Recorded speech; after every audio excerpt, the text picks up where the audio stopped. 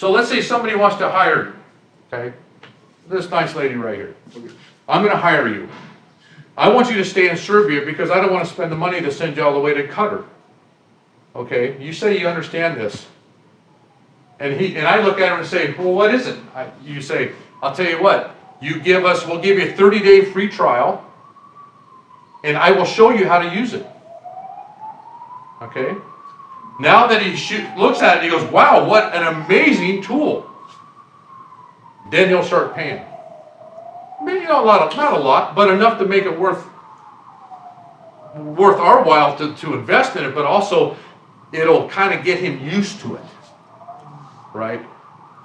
So when you sit down for a job interview, you're going to say, yes, I know something about project management. Yes, I know something about BIM. And yes, I know how to use what? Right. Those are the three key elements that you're going to need here in Serbia to do international work. Okay. Primavera integrates into PM Web. So if you have a planner, how many people here are planners? How many people here know how to do a schedule? Yeah, look at all of them. Okay. So if you've got Primavera working already, you don't have to reinvent yourself. It's integrated. Every one of these products here is integrated into PM Web. Okay? The key point, this is one of the things that we couldn't find, is Rivet. You ever heard of Rivet? Rivet. Rivet is a part of the 3D modeling. Okay? Rivet, this is the only company, the only software out there. Now, mind you, this isn't software. I mean, this is an application. You don't have to buy thousands. Everything here you can buy off the shelf. Okay, it's not reinventing the wheel, but you have to have a license to use it. But Rivet is integrated into this. Okay, so the BIM fits this. No other company has that. So when you're dealing with BIM and you're working remotely, you have to have it. At least now. I'm sure the competition's going to catch up. Okay? So, next one. So you guys get all this? Are you getting all this so far? All right.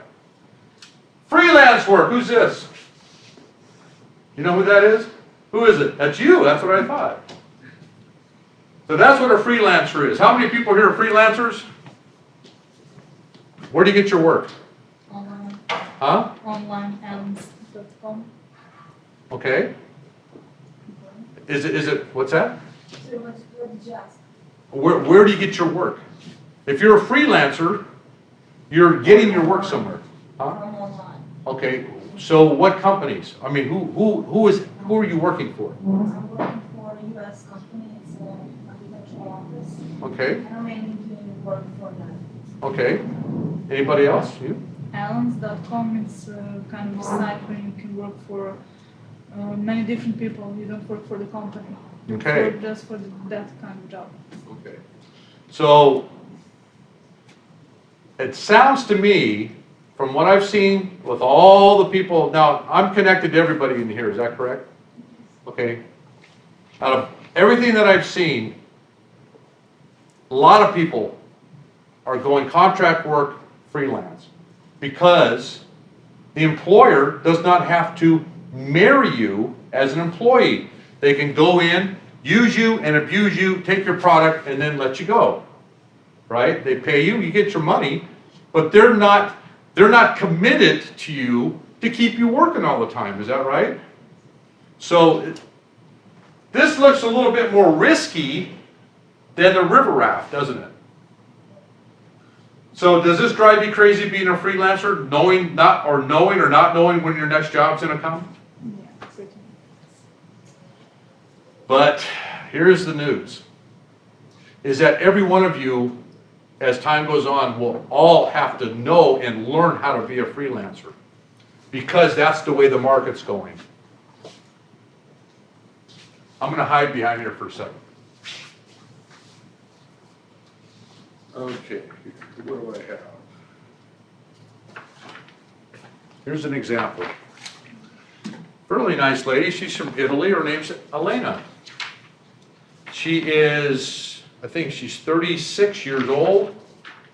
She has had 1, 2, 3, 4, 5, 6, 7, 8,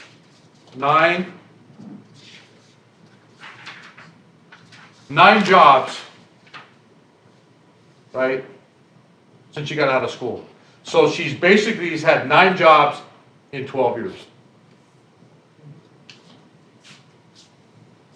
Does that mean that she's moving around a lot? Or does that mean that this industry is that you work yourself out of a job? You understand how that works?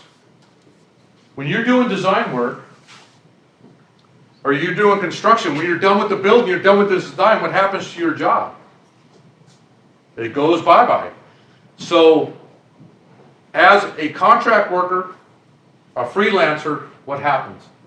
Is that you are constantly in a position where you're always looking for a job. Is that correct? How many people are looking for a job right now? All right, how many people are looking for a better job?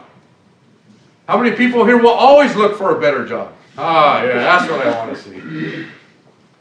Okay? So one of the skills that we will use, she's smiling, look at that, she's so funny. One of the things that we will help with is to, now my son is excellent at this, is actually training you to be a better freelancer.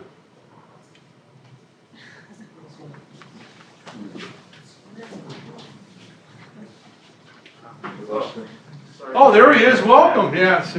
I met these guys. Okay, now I'm not linked to this guy at all. I met him in the lobby downstairs. Right? Thank you so much for coming. Have a seat. So, okay, now the guys picked it up a little bit, right? I mean, we had all girls here for a while. Now the guys are starting to show up. So let me see. 1, 2, 3. Now the girls still outnumber the guys. And they always will. Okay, so now do you understand about the importance of being a freelancer or being a contract? A contract worker is exactly the same, right? A contract worker is that they say, I want you to design this basement. I want you to give me a set price on that. How many people set their own price as a freelancer? You set your own price, okay? Anybody else? How do you negotiate how much money you make? By the hour? Okay. Depends. Square meter. What's that? Per square meter. Square meter? You had something? Yeah, or by the quantity of work. The quantity, okay. Okay, there is going to come a point in time that you will not be working by the hour anymore. That they will want a set fee. Why would you want a set fee? A fixed price? Any idea? Why would your client want a fixed price? To avoid paying extra for. What that does is it freezes his costs. He doesn't want to have an open-ended contract because human nature is that you're going to take advantage of it. Most people do. Most companies that pay people by the hour or piecework. Does anybody understand what piecework is? Parametric. You know what parametric means? Parametric means like square foot, like you were saying, square meters, right? Yeah. So that's important. So what we would do is we would actually have like a portion of the group, a portion of the website, you would have areas that you could go and make sure that you're not underbidding your work, right? It would be like an estimating section of the website. I am in Serbia. We are doing a job in Istanbul. I'm working from Serbia. The project is a hospital. What is the square meter fee for this type of design? And then you will get help coming up with your number. Because how many here have ever bid a job, fixed fee? I don't care if it's in your industry or if it was something that you did for a neighbor mowing his lawn or something. How many people here have underbid their work? You better all be raising up your hand. Okay? Contractors do it constantly.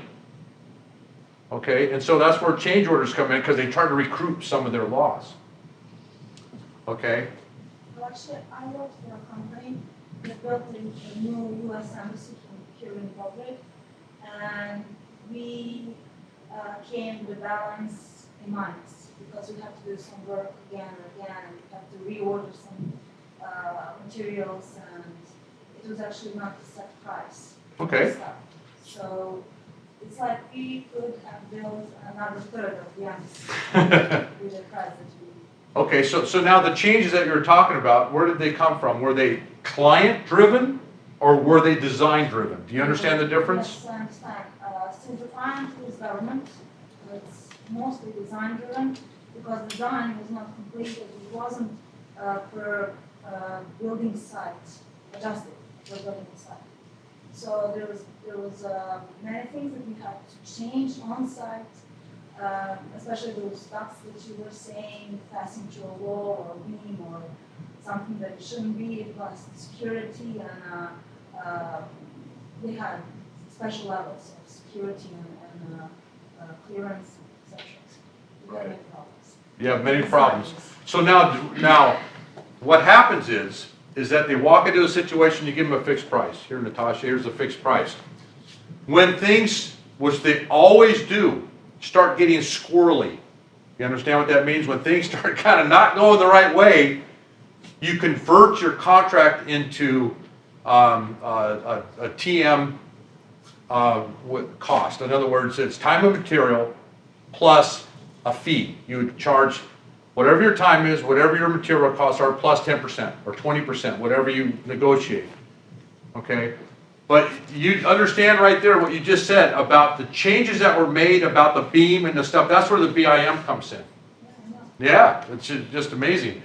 The best thing that ever happened to by-the-hour architects was not having BIM, because it's constantly changing, constant mistakes. Changes are, I mean, how many people have been on a project that there was absolutely no changes? Raise your hand. One. That's not possible. That's not possible. Okay, so you see, it's kind of a slippery, it's kind of a slippery slope giving somebody a fixed fee. But you can negotiate the contract saying, I will do a scope of work up to this point. Anything over that is extra. And the extra will be paid by the hour. This is my fee, this is my rate. Okay? Because when you get hired as a freelancer to go work in Saudi Arabia, they're probably going to have, they need, 12,000 architects and engineers between now and 18 months from now. They do not know where they're going to come from. I know where they're going to come from. Do you know where they're going to come from? Yeah. From here. Okay, so we got some work to do to get to that point. But with them, you're going to come in as a freelancer, a contract worker, and you are going to set your price. Okay? When you set your price, you have to stick to your agreement. Is that correct? Okay? A lot of these people have got just gigantic bid number on it, and they won't do a fixed price, they'll do a by the hour. They'll just pay you by the hour, you just bill them for your time at the end of every month, but you have to have deliverables. Everybody know what a deliverable is?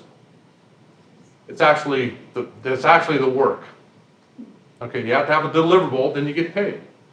You see, they'll do that more in the Middle East than they'll do in North America or South America. In South America, they want everything set because they don't want to have it too fishy. Okay, you guys understand how this works? Everybody will be this. So get your goggles and get your helmet, because this here is a scary ride, isn't it? Doing the freelance work, right?